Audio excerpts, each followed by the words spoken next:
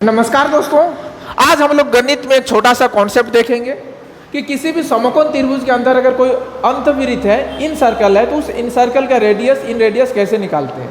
तो चलिए दोस्तों शुरू करते हैं। बहुत ही छोटा सा कॉन्सेप्ट है, लेकिन हम लोग कभी कभी इग्नोर कर देते हैं। चलिए सीखते हैं इसको।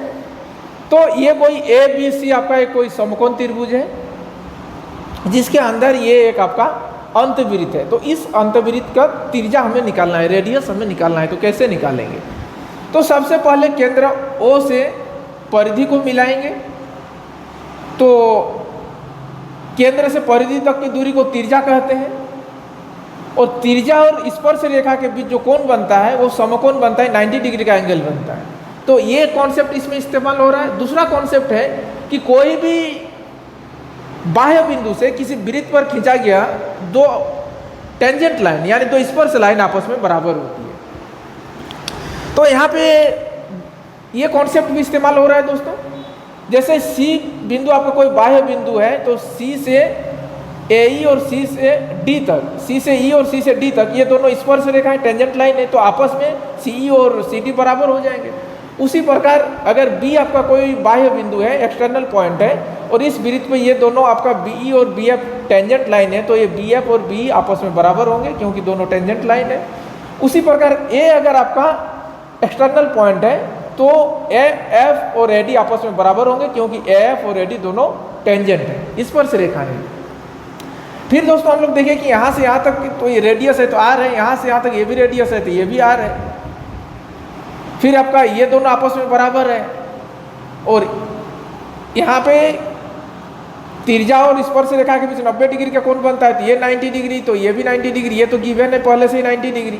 तो फिर ये चौथा कोण का मजबूरी है कि वो 90 डिग्री उसको होना पड़ेगा।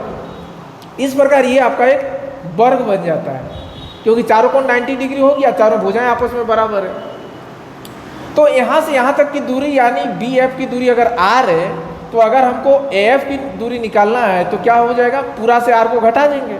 तो पूरा दूरी अगर यहाँ से यहाँ तक टोटल लेंथ ए बी है तो ए बी माइनस आर हो जाएगा, और अगर ये ए बी माइनस आर है तो ये भी ए बी माइनस आर हो जाएगा क्योंकि ए एफ और ए डी बराबर है। उसी प्रकार अगर ये लेंथ बी से ई तक का जो लेंथ है, लंबाई वो आर यूनिट है, तो सी ई के लेंथ जो होगा वो बी सी माइनस आर हो जाएगा क्योंकि आर को घटा देंगे। और अगर ये बी सी माइनस आर है तो ये भी बी सी माइनस आर होगा क्योंकि दोनों टेंजेंट है और दोनों आपस में बराबर है। अब हम लोग क्या करेंगे दोस्तों, त्रिभुज एबीसी का कर्ण की लंबाई निकालेंगे। तो कर्ण की लंबाई यानी कर्ण एसी कर्ण है, तो कर्ण की लंबाई बराबर क्या लिख सकते हैं, एडी प्लस डीसी। तो एसी बराबर एडी प्लस डीसी। अब एडी के बदले में क्या लिख सकते हैं, एबी माइनस आर, और डीसी के बदले में क्या लिख सकते हैं, बीसी माइनस आर। वही लिखे हैं दोस्तों यहाँ पे, AB minus R plus BC minus R, AB plus BC minus R minus 2r। फिर यहाँ पे साइड चेंज कर दिए, माइनस 2r को LHS में लेके आए और AC को RHS में लेके चले गए, तो साइन चेंज हो गया। तो AB plus BC minus AC। फिर यहाँ पे 2r था, 2r के साथ मल्टीप्लाई किया हुआ, तो गुना किया हुआ था। तो जैसे ही r सिर्फ r हमको चाहिए तो r निकाल रहे हैं, तो फिर ये 2 को RHS में लेके गए थे, गुना था तो डिवाइड में बदल गया। फिर इस प्रकार AB plus BC minus AC बटा 2, r जो निकला हमारा वो किसी समकोण त्रिभुज के दो समकोण बनाने वाली भुजाओं का जो माइनस कर्ण बट्टा 2 होता है किसी भी अंतविरित की त्रिज्या की लंबाई। तो आज का हमारा ये जानकारी आप लोगों को कैसा लगा दोस्तों, कमेंट में जरूर बताइएगा। फिर मिलेंगे अगले किसी एपिसोड में नए जानकारी के साथ। तब तक आप लोग अपना और अपनों का ख्याल रखें। जी धन्यवाद, शुक्रिया।